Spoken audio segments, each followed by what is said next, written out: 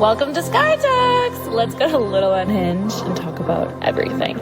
I'm your host, Jessa Sky. Welcome to this podcast where healing and humor collide. Let's go! Whoa!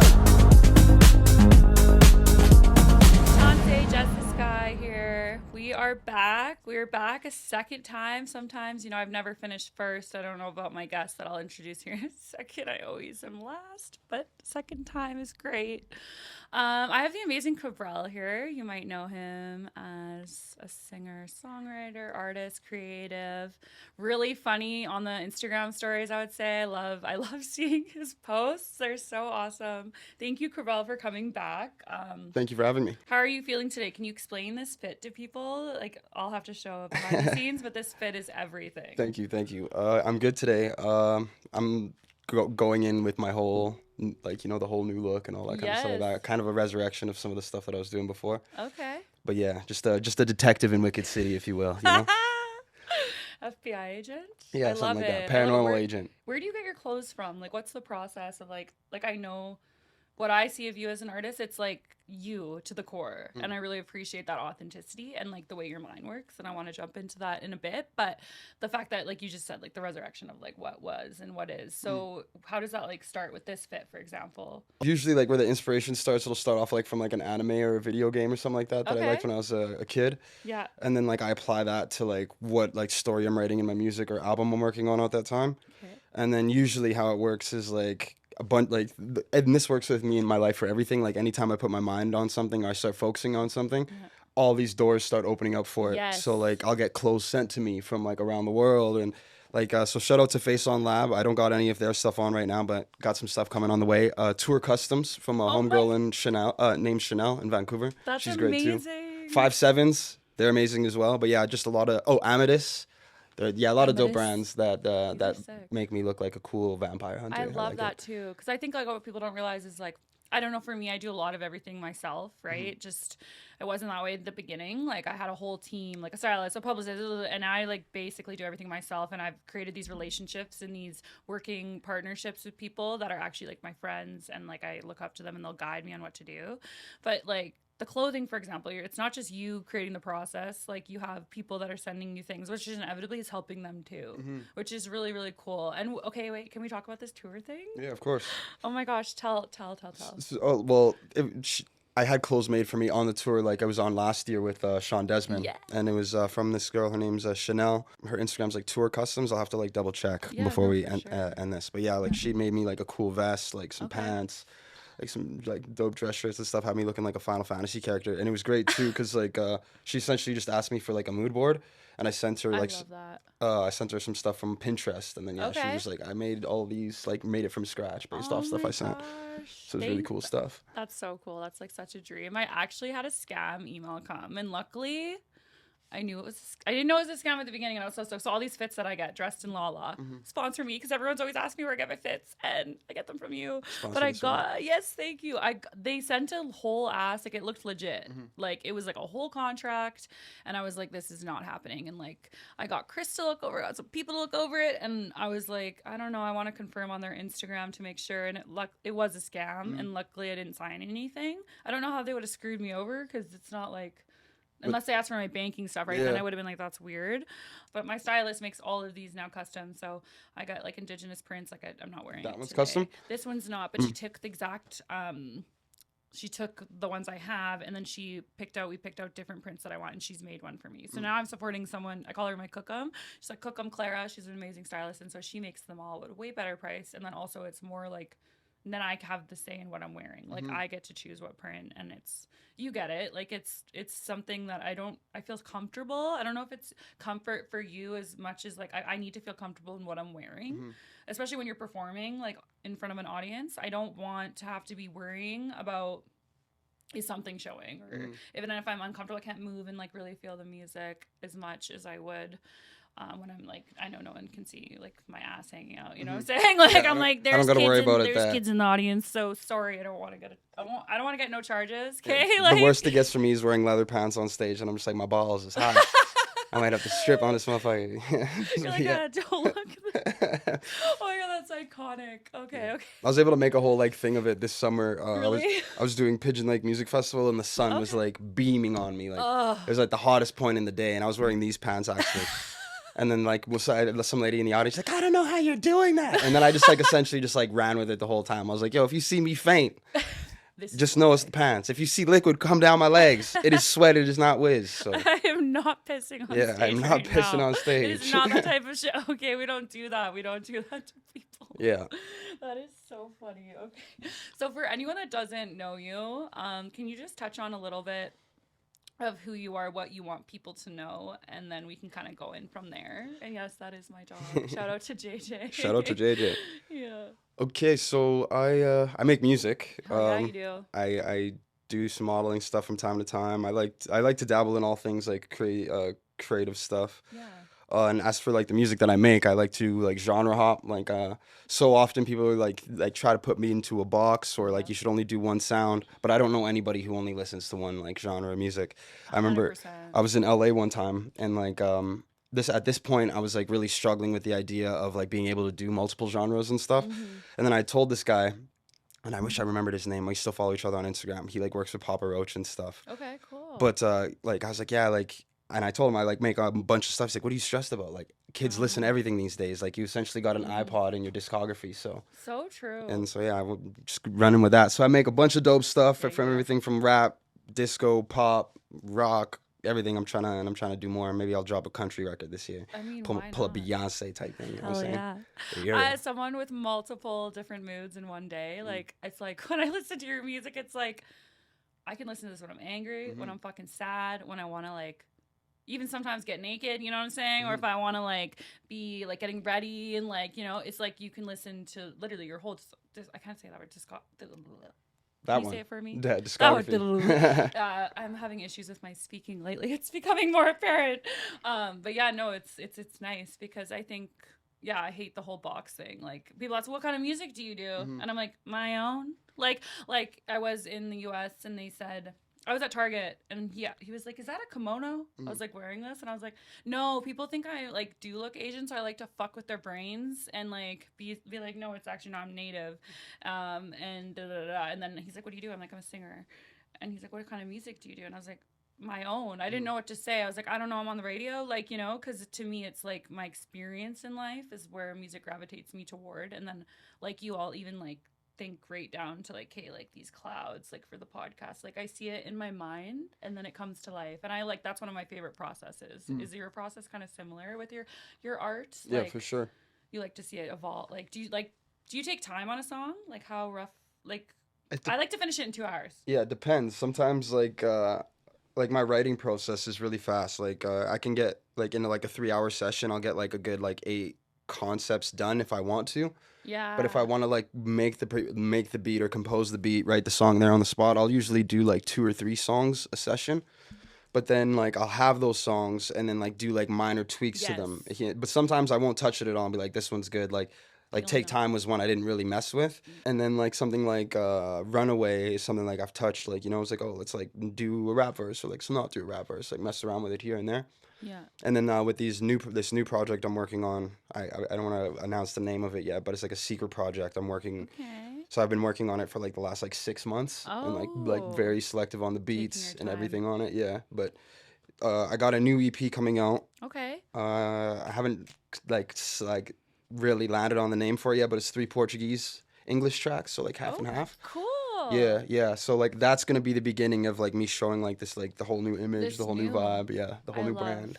There's so much work that goes into it, and it's like for my EP, I think we touched on this last time. It was like I wanted everything to end in IN. It was just a random thought, and I just ended up doing it, and it really has no meaning. But it was like the first time I actually looked at like, hey, well, like this body of work, I want it to kind of be consistent and have something along the lines of like congruency. But usually it was always just so sporadic of what I was going through at the time. So it's like when I like something, like be it an anime or a video game or anytime anybody likes something, it's because like there's things in that story that's speaking to them, right?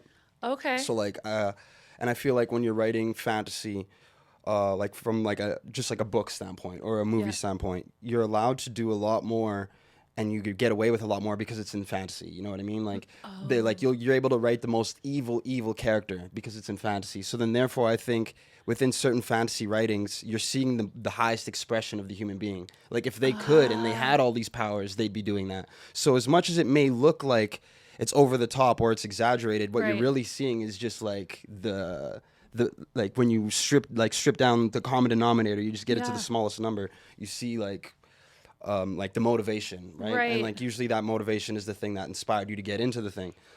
So like when I'm doing stuff based, like whether it's based off of a movie like Perfect Blue, or like video games like Devil May Cry and stuff like that, I'm really trying to speak to like what the artist was writing, you know what I mean? Because it came from a human. And then it's like, so in those places, in those places where we meet at the same spot, where it's like, oh, we have the same influences here, be it through fashion or sonics or like religion or a cult or things like this. And it's like boom, boom, boom, boom, all those things. So essentially, like, I'm not even really writing fantasy in that point. I'm like just like writing my version of that story. Wow. And then along with that, when I'm not necessarily taking inspiration from video games or stuff like this, and it's my own life experience or the experience of others, I just like think empathy is like the key thing, because it's like, as much as I'm making it from my perspective and for me, it's not going to be me who listens to it the most, you know? Like, even if I listen to it 24/7. So like I try to bring in as much experiences that I've heard from relationships my friends have gone through, I've gone through. Characters that I've liked in film, and like how that all relates to me and the character that I am, and that's why it's so authentic. I think like I didn't understand that makes so much sense. And I mean, like, someone listening, that's going to be like so true to them, and like really you're thinking of like the listener. And for example, Firework, like when I was listening to it, great fucking beat, by the way, I instantly thought of like a relationship, like an intimate romantic one. And is that something like what you just shared, or is it from your personal relationship? That one is like literally a half and half, a good half and half of both. I don't know what I'm allowed to talk about, like substances and things. Yeah. Oh, you can talk about fucking anything. Okay, good. Yeah. So the day before I went and recorded, and I went to go write and record Fireworks out in Vancouver, I was with my girlfriend. We watched these films called The Baron of Munchausen. And then one of them was like from, I think like 1914 or something like this, over 100 years old. Okay. But we were like on acid and we watched them, and I was like, whoa, like it was just like, and the music, like the movies were so like magical and like out of this world, right? That I was like really just almost in like a Disney mindset of like, I could just like sing at like the top of the roof about how happy I am type of thing, you know? And then like less than 24 hours later, I was in the studio with Ryan and we're working on some stuff, and then we were like getting the top lines and things. He's like, I don't know, like, is this too cheesy? And I was like, nah, bro, it ain't too cheesy. Like, let's go all the way. Let's go all the way with it. So I wanted it to be like on some Disney song level shit. But it's hilarious because it's like from doing acid and like being up all night with my girlfriend. Disney, sponsor us. But I think that's how a lot of the good Disney villain songs and hero songs were made. So it was such a vibe. Yeah, I instantly thought actually of your girlfriend, like in your relationship, and I was like, oh, I really love her. You know, that's what I brought it to, and I was like, oh, it's like such a happy like. That's why I was wondering, like, is it personal or was it not personal? And I like that it's cool that you don't have yourself in a box where it can still be authentic and it doesn't need to be just your personal. I think I've never actually, that's why you're so successful, is I don't know any other artists in my personal life, or obviously I don't know any, like, the ones that I know, but not know personally, that does that. Like, it's interesting to... Like, it's just, you have such a creative mind and, like, you're so unique. And, like, I was touching on that even before you came. It was, like, I really, like, his mind works, like, so different. Like, in a good way. Like, I just want to know what's going on up there. Like, it's really cool.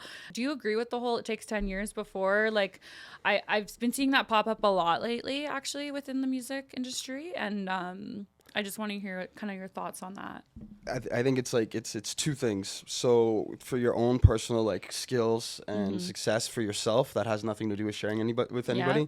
Yeah, like you need to have those like 10,000 hours and things like that. So then like regardless of what it is, like say if you're drawing, you're able to look at that picture and then you're able to just recreate it. Like you want to have that skill set. Right. So like that time that you put in is good, but like I can't say that if you just do that, it's going to be the thing that gets you out, because like there's some people who are like the most talented people in the world who are busking on the corner and nobody will know who they are. So there's a lot of things that also have to come into play. So let's touch on that then. Like from when you started, can you summarize like real quick, like what even got you into music? Which I think like you've kind of touched on it, like if people are reading between lines, like, you know, like fantasy and anime and like this and that, but like when did you kind of within your career, first of all, when did you feel like, okay, actually I think I'm doing this, like it's actually something I can see myself continuing to do, it's not just like a hobby, quote unquote, if that makes sense? Yeah.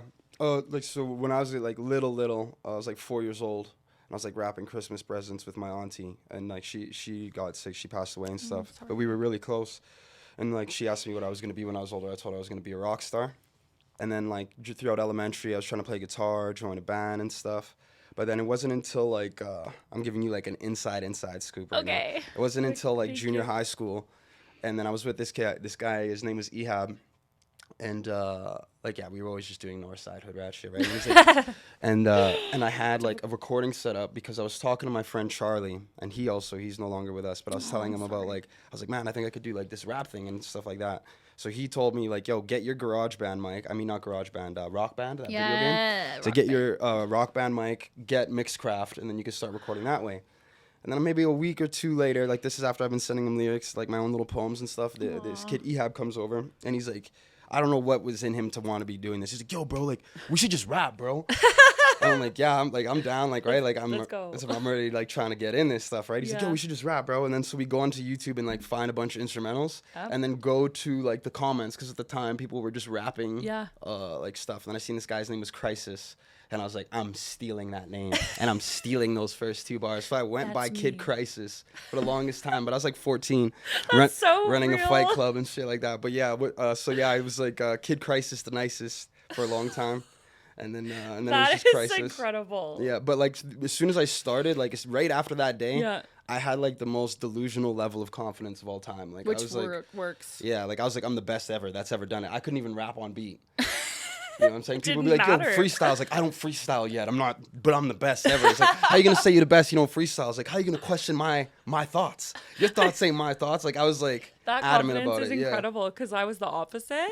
Now delusion works for me. Like, in that regard, like, I'm like, it already happened. Yeah, all of life is delusion. Like, it's literally, like, totally, the mind's so powerful. And it's just, like, I was so shy and scared. I, like, would sing in my room on my guitar and piano, and now I barely play guitar and piano. And it's interesting, like when in 2019 I did the same thing on YouTube.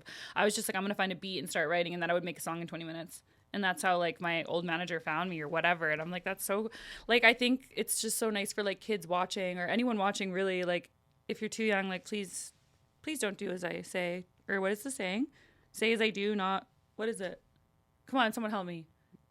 Don't take my I hope this is a real. But it's like, don't do as I say, not as you do. As I do, yeah. Did I not see? This is the speech shit. My antipsychotics are like making me more psychotic. I think, you guys, this has been a problem in the last couple of weeks where I'm thinking I'm saying something, and then I watch it back, and even the caption editing doesn't pick up what I'm saying.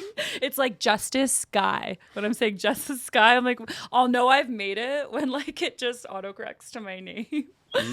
But what was I saying? Oh yeah, so if you were to give advice to like a kid or whoever watching, like they want to get into music, what would you tell them? Like top 3 things that you think would help like get them started? We'll get into it for the right reasons. So then practice is like not practice, it's just fun. It's like, you know, like you don't feel a way, or like a kid who wants to become a professional Street Fighter player. Right. He's just logging in Street Fighter hours. It's just fun for him, you know? Yeah. So make sure you're getting into it for the wrong reasons, not for fame, clout, money. It's because you have a level of yourself that you want to express. Totally. And then another thing would be like, you know, have confidence in yourself and the decisions that you make. Obviously take advice and things like this, but always be aware that it's you who've gotten yourself into the position you're in the first place. So listen to your gut and follow your heart.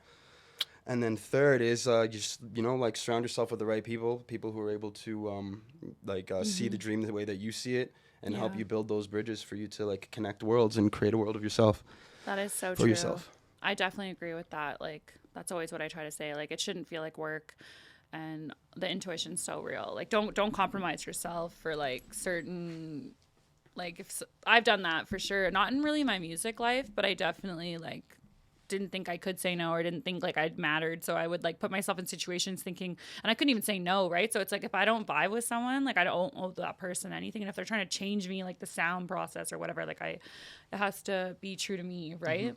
What's like coming up? Because I haven't seen you in like, what, a month and a bit? So what's kind of like transpired since then? So like more just my own like just self work type things, like about like what I want to do next with my brand. Yeah. What I want that to look like. What does that look like for the people that work with me?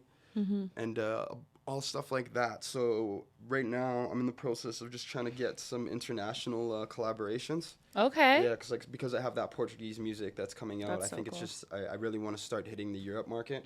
Yes. Being my whole like artist name is a European last name, so it would make sense. Yeah. Start going into that market and collaborations and a lot more dope visuals. Like I'm trying to get like I'm a huge film buff and stuff like this, and like in my earlier career I was editing and directing a lot of my own music videos, so I'm getting back into doing that kind of stuff. Yeah, I like being a part of the process because like you see it in your head, I'm assuming, like before. Yeah, it's like I can envision every music video I've done, except for like now I have an amazing new team here that like it's so cool to get people's take on what you like. I find it's cooler when you can work like who's on your team, like what when you say your team and who you work with, like what's like a daily for you, like do you like for example manager just like that, like what's who's with you on this journey in like this place that I'm in this exact moment, like in my cocoon stage. It's just like really me. Like, I can't really have a lot of outside word or influence or anything like that. That makes sense. And like in that time. Yeah. And it's like, cause like, I feel like I went as a caterpillar. I ate up all the grass and shit. You know what I'm saying? Now I'm in the cocoon stage. I'm asleep. I might be dead to some motherfuckers. But like when I come out, like as the butterfly, like then, and then it's like, and even like like looking at like what is it that I need? What do I need help with? Yeah. Cause like if I like those are things that I feel like I have to have clear, because if I don't have it clear, then maybe somebody's gonna try helping me with styling, and I don't need that at all. Yeah. And then it's a whole resource wasted. You know what I mean? Totally. So like I want to come out full butterfly. I love that analogy. Out of the cocoon, femto. Hell yeah. And then I just start. And then from there, like I essentially like build my what the team looks like from there. Cause like I got like an amazing producer, I have an amazing assistant, I have an amazing manager and stuff, but like I've even like kind of just isolated myself so I can give them the best version of me. Yeah. And we can really hit the ground running with it. That totally makes sense. Would you say like your team, like assistant, like you said, and like manager, like does that change per project? And if that had ever happened, was it for the reason of, like you said, you're like taking time to like really like be authentic and find this new version of yourself? With that and with success, has your circle changed because you changed? Yeah, for sure. Like you know when I'm like my name TK, like it came from like a rap group that I was in. Like there was like we were all True Kings, so I was like TK Crisis, and then from that TK Cabral. Yeah. So like. Yeah, like, and as I developed and grew as an artist, you know, and like some people get older and things and forget about dreams, and then like, you know, like, so that was one level of, you know, my team and stuff like that changing, or like my surroundings looking different. Yeah. And then for a long time it was just like me and my manager, like me and Nick. Yeah. So then once getting signed and stuff like that, that grew our group and stuff like that. How has that been? It's been cool. It's been cool. Yeah. Like obviously like a lot of like growing and like learning. Yeah. And like just like coming to the same page of where everybody can be excited about the same thing. It's like a new experience. But I think like now like we kind of gotten like it's like okay, we know what kind of relationship, like, you know, they know who I am, the kind of artist I am, and like I know what kind of business they have and things. So moving forward, I think like what we're gonna do internationally and stuff like that is gonna be really cool. It's gonna be really big. And I think what I learned while working in the pop genre of music in regards to like writing and production and composing and how all the stuff that it takes backstage and all that, I learned a lot that I'm able to bring now to like my whole multi-genre melting pot. That's amazing that like although like being in certain spaces that like you learn something from there that you can take with you inevitably like everywhere you go. And I really like that you have that mindset, because I think, you know, I just did an interview on national news, and it was like they asked me about my experience in the music industry, and it was like I gave an answer where it was kind of like they were like, oh, like we've had many other artists, especially Indigenous women artists. And so they said basically like they asked me my experience, and I said what I said, and I don't ever really plan what I say. I just speak from the heart. And they were like, we've had a lot of other Indigenous women artists that, you know, have had really bad experiences, and I don't want to focus on that. Like, and then I kind of was like, no, I've had to learn a lot of fucking shitty mistakes. I've had to literally get fucked over in certain ways, but like I'm not gonna just like like the whole experience as a whole. Like I'm choosing to look at what I learned from that to help either someone else or to like know what not to do. And I just think like I can't have negativity in, like I don't think about that. Like I'm like, hey, what's the next thing? What's the next thing? Because like if I'm thinking of that, like you said, I'm going to be miserable or like I'm going to be looking at that. And whether I'm doing it subconsciously or not, it's going to affect like how I see myself, how I see music, how I see my, like everything. It just is 100%. So brutal. And then you're putting also that out there. So like that like those words will ripple out into the universe continuously. 100%. Even if you change your mindset on it and things like, people will still be feeling that. That's so true. I was with a friend yesterday and they said, I was like, you're really good at remembering names. Like I suck at remembering names. And it was something so subtle like that. And I was like, have you always been that way? And he was like, it's like saying like, I'm not a morning person instead of being like, I struggle with getting up in the morning. Like you're not identifying your identity with it. Like I'm not a morning person. Therefore it's like, I'm identifying that I will not like, but if I say, oh, I struggle with getting up in the morning, it has nothing to do with my identity. And something like, I know really like words are powerful, but I never heard it down to like that level before. Oh yeah, it's incredible. It's literal magic. That's why like when you write a word down, you spell it. It's a spell.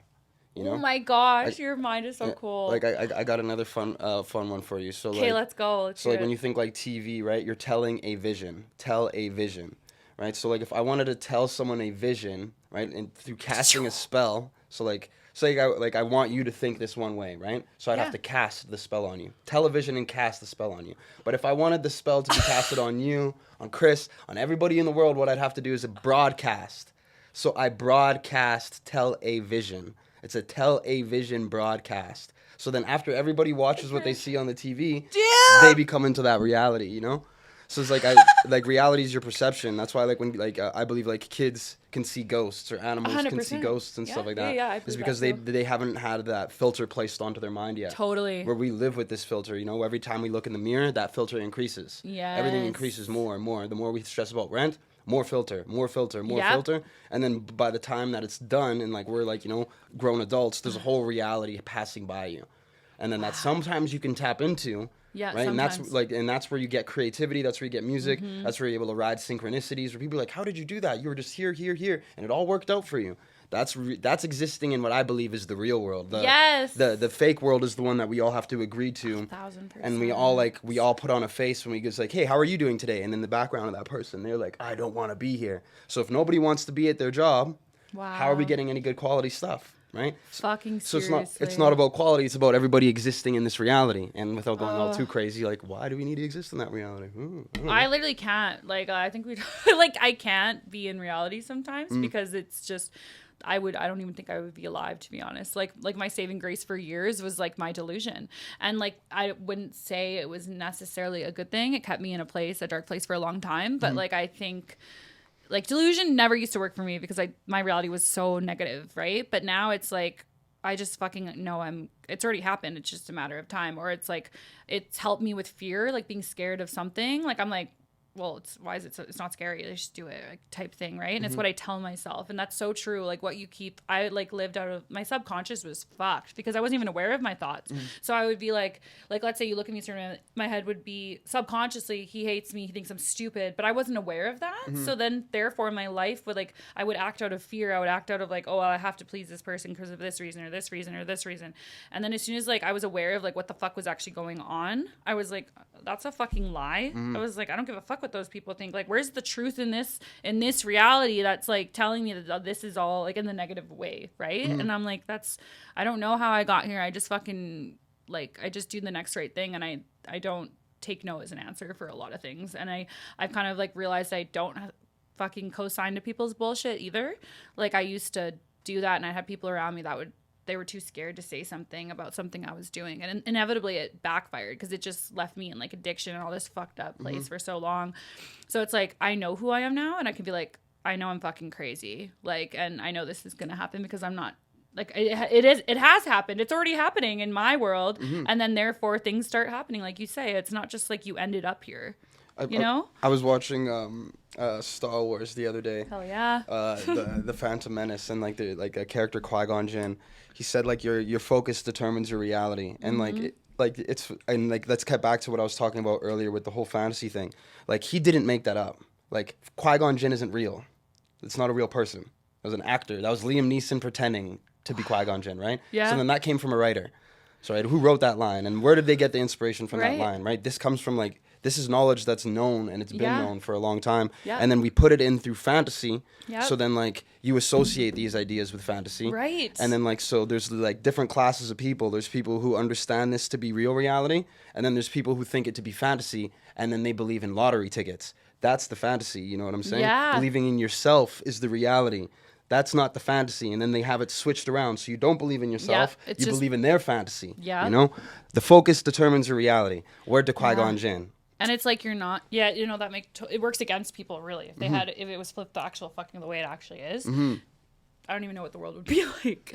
Yeah, because, like, we'd be in flying castles and stuff. We'd be able to do all of this, like, incredible stuff because we wouldn't be focused on maintaining the lie. Totally. Because it's like if I don't maintain the lie while I'm working as cashier at Walmart, I'm getting fired. I don't get to pay rent. Mm-hmm. Got to maintain the lie. And then how far? And then into what extent does it go? I think as artists, we are I made up a word for it. It's called a telestract.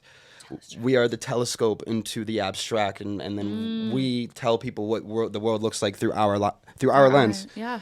And then it's like, and I think it's like with that, it's our responsibility to, you know, sprinkle a little bit of truth inside the poison, sprinkle some of the medicine inside the poison. I totally agree. You know, it's like, yeah, shake your ass in the club, but also think about it. Yeah, think about shaking your fucking Think about it. And who you're doing it for. Exactly. Think about who you're shaking that ass for, you know? Don't just do it mindlessly. It's meant for greatness only. Yes. Why are you doing it, like, outside of 7-Eleven for a fucking Red Bull? Yeah, exactly. Not from personal experience, so I'm just kidding. I accidentally, to be honest, I traumatized Chris because he's Chris, you know, and I was like, okay, just don't look. And he saw my ass, and I've never had a male ever be like, and I was like, oh my God, I'm so sorry. I was like, oh, okay, like, I'm not going to take that personal, but I'm just like, anyone else was like, hey, like, sorry, but that's going to cost you. Like, you know what I'm saying? Stow to your scar on your team. I get it. I really am. I'm so sorry. Multiple ways, not just like by my ass hanging out. Yeah, anyways, that was a good time. I'll keep that in mind for the next time I want to scar my manager. Yeah, for real. He might real. How did you meet your manager? Oh, we met. I could be wrong, but the very first time we met was at a festival that he had booked me for called Yegfest. Yeah, and it was my first time. Back, hey? I don't know. I'm not sure, but yeah, like it was my first time getting a paid gig. Sweet. Yeah, and then him and I hit it off. We were just like homies. And I was in desperate need of a manager, and I'd always tell him, like, yo, you should be my manager, man. You should be my manager. And he's like, I don't know what the hell I would do if I was that. And then, like, when he was in New York, he got advice from essentially a family friend. Okay. And they were like, yo, you should go to school and, like, do that thing and, like, you know, like, and get that thing done. And then, like, yeah, he hollered at me, and then we started and did a bunch of dope stuff. We were on quite the rise, and then COVID happened. It slowed everything down, and then I feel like you're back on the rise again. You are. I can feel it. It's it's nice. I can feel the energy is just top notch. It's really cool. Thank you. You're welcome. What was I gonna say about that? Because you touched on this a couple times now, where with, you know, you said you didn't want to be put in a box, and it took one person in LA, correct? Mm-hmm. And then now with your manager, it's crazy the power that one thing can, like, completely just, like, your mind flips and you're like, oh yeah, fuck, why am I fucking doing that? Or if not, it's even like, flip, sometimes just open what you already knew. You already knew, but you weren't aware of, you know what I mean? And it's like kind of just like that, I don't know if it's reassurance or whatever the fuck, but it's just like, we're like, oh, it's simple. It just looks simple in my mind. And I'm like, oh, I'm already basically doing what I thought I wasn't doing. Like, why? I feel like if I focus so much on me all the time, and like that can be a negative thing for me just because of like being in addiction and stuff. I really lose sight of like the good reality, right? Like what I was doing the whole time. Like I can be my worst enemy at times, and I don't like saying that aloud all the time. But if I'm aware of it, it doesn't have power over me anymore. Because it's like I can hear my fucking thoughts go. It's wild up in this brain, and I feel like you could relate. But it's like kind of my power now is how I see it. Because it wasn't before. It was like, what the fuck is. I had no awareness of anything at all, which I don't know if you remember. Like you said, you had you remember 4 years old. Yeah. Do you remember that? Yeah, I remember, like, I remember a lot, like, going back. That's really cool. Yeah. Like, I remember not being able to, like, walk, and then, like, and feeling embarrassment when people would change my diaper and stuff. What? Yeah, I remember those feelings. And, like, people, like, passing me around and getting kissed by strangers. That's insane. Yeah, I still remember like the thermostat that my family would keep like my warm baby food in. I remember the taste of disgusting baby food. Like I was like, I hate this mashed up pea and carrot shit so bad. That is so. And to this day, I won't eat mashed potatoes because like how much I ate it when I was a baby, I was like, I don't like it. You can't make me eat it. I'm 30 years old. Nobody gonna make me eat mashed potatoes, man. Fuck you with the mashed potatoes. I remember what it's like. If you see this and you want to work with Cabral one day, fucking don't offer them. Yeah. Don't have it on the rider, okay? No mashed potatoes, no sour cream. That's so no real. White things with weird substances, all right? Don't put that on me unless it's sweet sauce from Swiss Donair. That's the only white sauce that goes anywhere around these lips. Oh, fucking good. You heard it here first, and I don't think anyone ever fucking doubted that, but you heard it here on Sky Talks first. Yeah, not even cow milk come around here no more. Honestly, I wish I hated dairy, but I love it, and then I really regret that shit right after. Yeah, I feel that. Fuck. I can't even do coffee anymore, so I start feeling like I'm getting possessed. Yeah, I've definitely been possessed a few times in my fucking life. By coffee? Like, not by coffee, okay. by drugs. Oh, yeah. Yeah, and my mental illnesses, but, like, coffee, I like coffee. There is usually substances involved. Yeah, hey? I was talking about this, like, not even on camera, but I can go into psychosis sober. Like, from lack of sleep, like, it could be something so minor where I'm, like, it's just, like, it's almost like anxiety, but, like, I see it just, like, a different realm, and I'm like, holy fuck, like, and then I start to get confused what's actually happening and what's not, and I just think it shows how powerful your mind can be, negative and positive, right? Like, it's, like, I keep focusing on this thing. That's why I like getting out of the house, going, like, and touching the fucking grass. Like, if I'm in one place too long and I'm alone, it can go real weird real quick. Yeah, like, sometimes I'm bad for... Like, when I'm in my isolation period, purposefully driving myself a little bit mad. Like, a little bit nuts. Yep. And then, but, like, luckily I have, like, good anchors, be it, like, you know, my family and, like, my friends. And then, like, you know. Yeah. But, without them and just that way of thinking, like, I'd go crazy for sure. Is there a moment in your life where, like, because clearly it's pretty evident, like, you are who you are. And it's such a beautiful thing to see and watch because I think, you know, a lot of this world is like, you know, we want authenticity these days. We don't want fucking, like, I know when someone has no idea, like, they don't know who they are and they're not authentic and they're trying to just fit this mold. And so people want to know what the fuck you're going through, whether it's good, whether it's bad, whether it's like you can feel the energy of authenticity. And, like, have you always been, I feel like you've always like you said, when you were delusional and you're like, I'm the best fucking rapper ever, that clearly benefited you, really, right? Yeah, so it's like, was there ever a place like that you could touch on if you want, whether it be recent or ever in your life, where you just kind of like question yourself, whether it was like losing someone or it was something like, and how did you get out of it? With how much I'm like, I can do anything I want and I can change the world if I wanted to. With that, it comes with, like, a second of, like, doubt anytime. 100%. You know, anytime that I say it. And then it's, like, there's been times, too, like, where, you know, like, life got difficult or, like, things happened where I felt like my whole, like, rug was taken from underneath me or, like, things just weren't fair. Yeah. But then, like, I knew, like, well, if this isn't going to be the punch that knocks me out, like, then the next one is going to have to, like, hurt a lot to do it.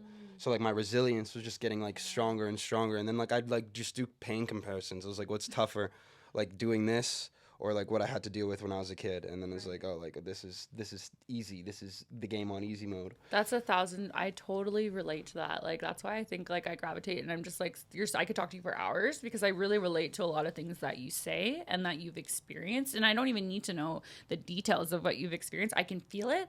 And even, like, something like hate comments, I really don't give a fuck about those things. It's so minor, right? Just the first thing that comes to my head.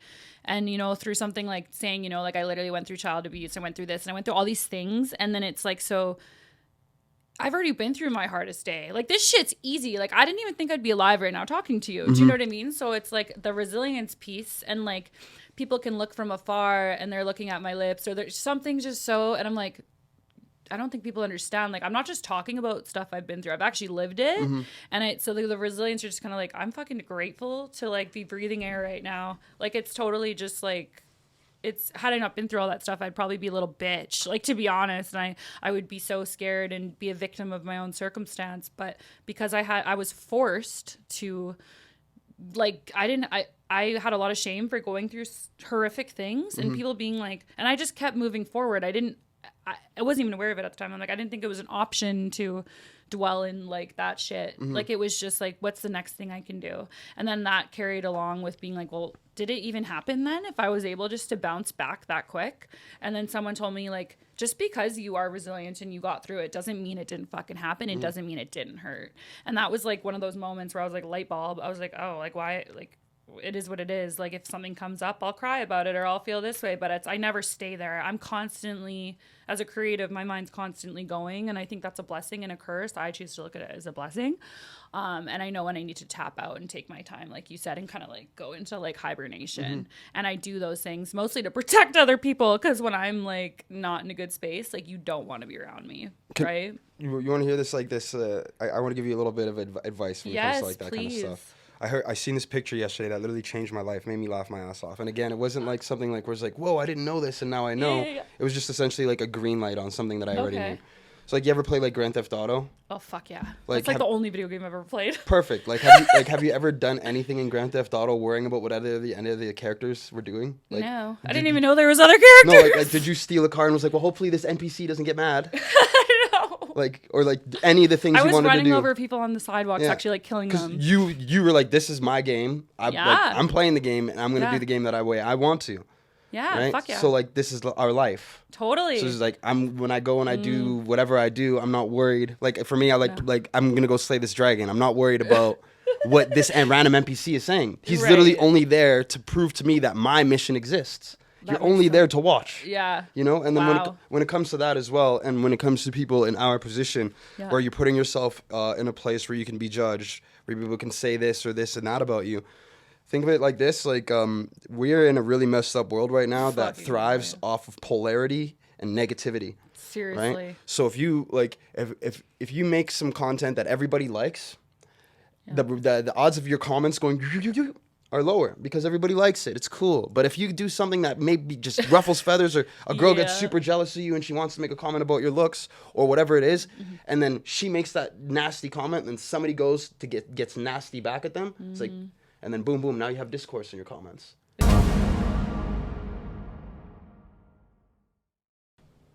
Hey y'all, we're back. We're back with Cabral, and we're gonna take a little transition turn of direction here. I don't know if I feel like people know I knew you were funny when I started seeing your content, and I just feel like it's like this piece that I really appreciate because life's too fucking short. So I want to just kind of get into some personal shit, and we're gonna see what happens and where it goes, because I feel like I don't ever know what to expect with you. You keep me on my toes, which I like. Good stuff. So you picked some cards for me, and I picked some cards for you, and they're in here, and I don't know what I'm gonna be reading. So yeah, we're gonna see. Wait, so are the ones that I picked for you? I think we're gonna see what, like, if I want to answer after you, it's gonna be for you, and maybe I'll chime in if I feel like it's rated appropriately, because I don't have a filter. So. Gotcha. Wait, I think. That's stupid. Why did I pick that card? I literally thought this was gonna be so explicit, and the card I read is name a thing your partner does that bothers you. Do you also know what bothers them about you? But then I just thought of my ex, and I was like, maybe the fact he was fucking men behind my back and injecting drugs. So that's why I picked it. And I was like, that's a little dark, but true. So, this is a dumb one. Do you want to answer that one? Or is it all gonna live up to this? But I don't think mine could live up to anything like that. It's kind of on brand. Oh my goodness. Okay, what's your favorite sex pose, and what do you think is the most pointless? Oh, man. Anywhere, like, the best is anywhere you can meet their eyes. So, wow, okay. Yeah, so that all positions that revolve around that is the best. The ones that are pointless, I feel like, are a lot of the porn stuff, you know what I mean? Like, life is not a porno. You can just make love to somebody, it's a good time. Have you ever been drunk at school or work? If so, tell the story.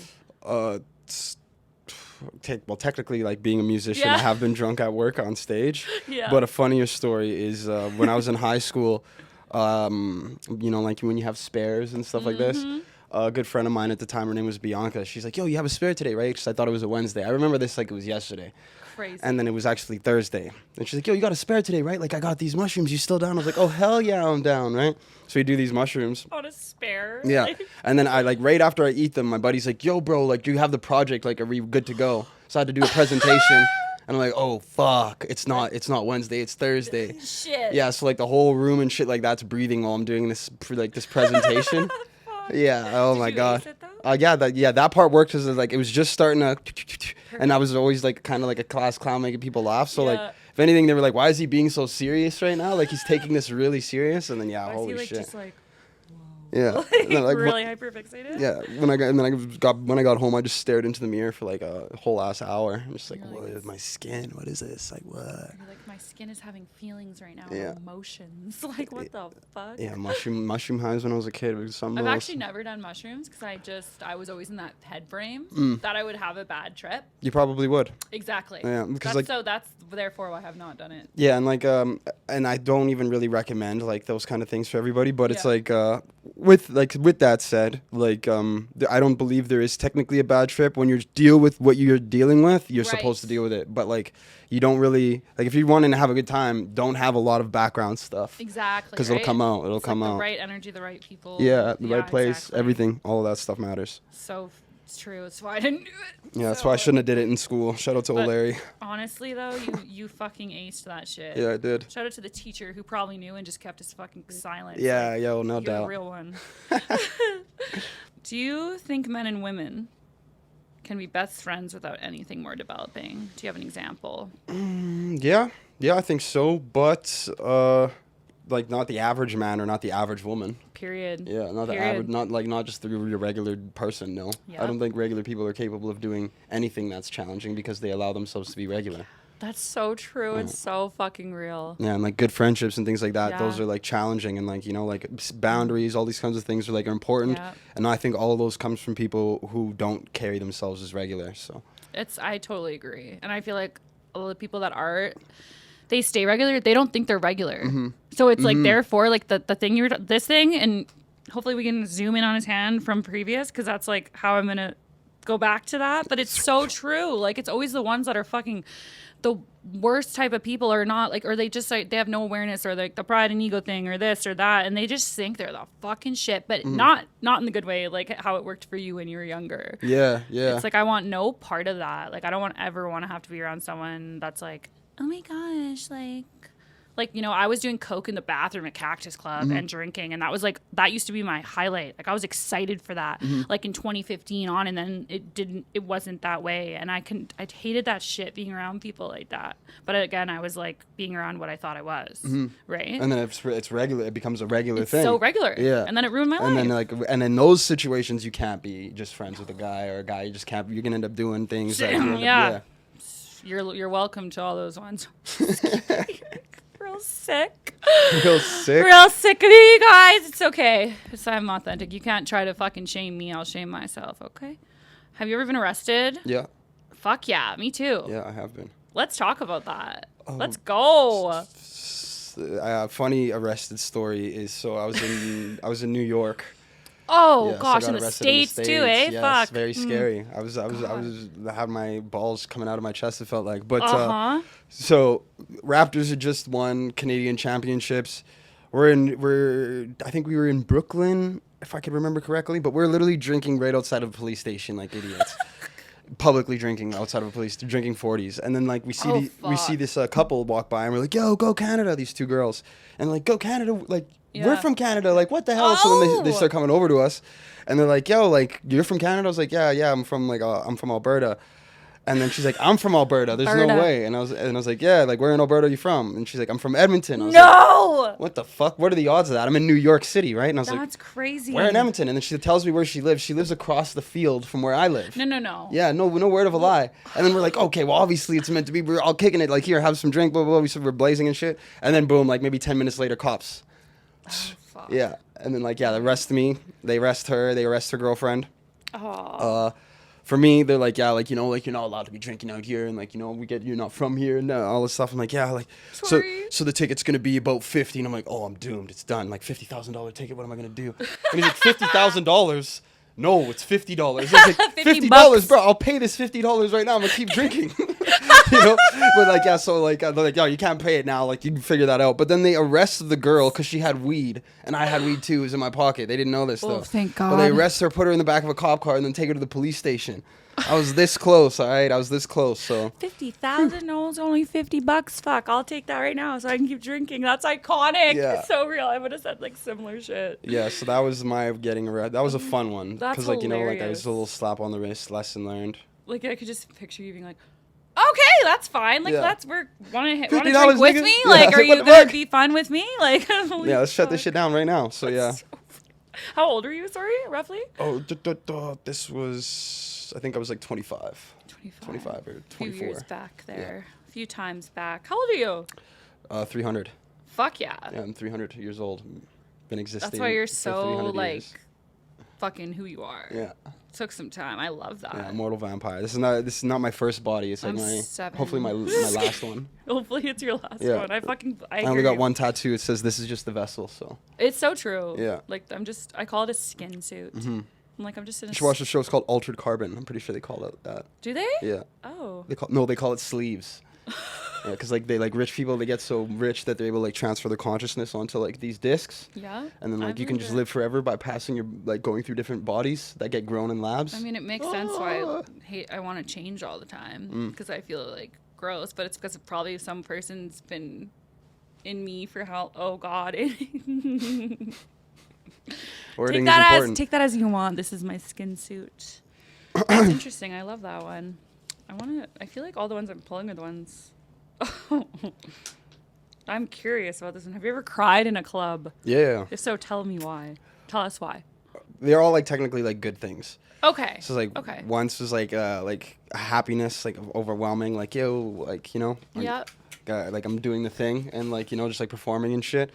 But then there's like other time whereas I had a really good night technically, and then it's just like a lot of people were talking to me about like what they were dealing with and like how what I did on stage like helped them through that. For sure. Yeah, and like it was just a lot, and it was a lot. So then when I got time to myself, you know, I had to let a couple of G tears out for real them and for myself. What's your like the come down? I like people that get it, right? Like that come down after a show. Mm-hmm. It's like it's crazy. It's heavy. Yeah. It's very heavy. What are some things you do to like, you know, like I mean, I think for me awareness is everything. Knowing that's what it is now, and knowing like through experience of what works and what doesn't work. But I'm curious because you've done so many like in your career, right? Yeah, back then it would like I wouldn't allow myself to really feel it. So like I'd like, you know, keep things going. Be it like I have something else to do tomorrow.